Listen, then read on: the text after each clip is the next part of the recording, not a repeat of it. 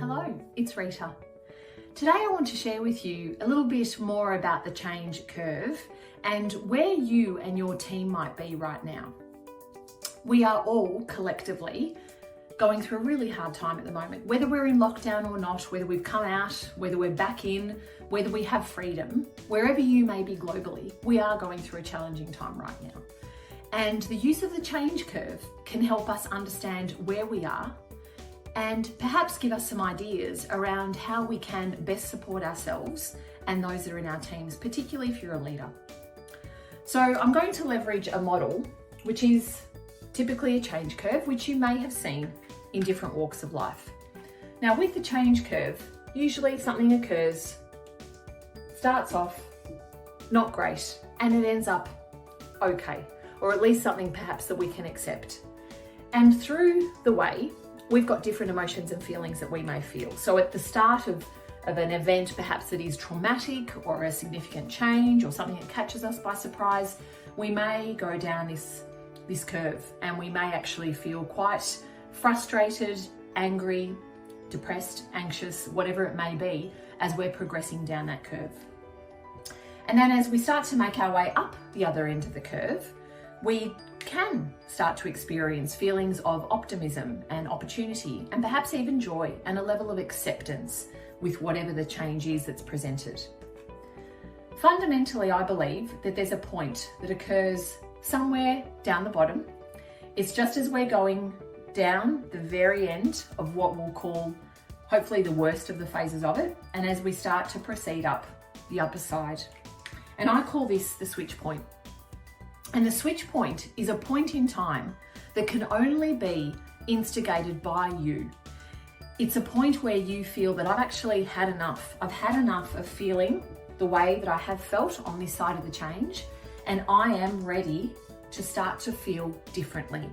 I'm ready to start to see this change as something that can actually give to me as opposed to taking something away from me.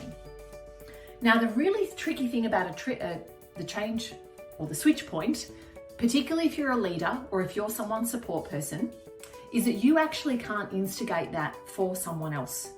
They are the only ones that can instigate it for themselves. So what we can do as people that are supporting other people, either people in our teams, if we're a manager or a team leader, or even members of our family, friends, whoever it might be within our community that we're supporting, all we can do along this path is just offer lots and lots of support. And that support is going to look different for different people. I've demonstrated it there in hearts. Some people will react really well to gestures of kindness and support and love, and some will need that time for themselves just to reflect and to be a little bit on their own right now. So give people the space, whatever it is that they need right now, give them that space.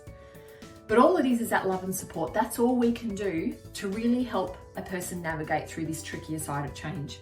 And then they will eventually get to this change point or this switch point where they will make a decision that they've had enough around how they're feeling and that they're ready to move on and move past the anger, the resentment, the frustration, the anxiety, and do something different.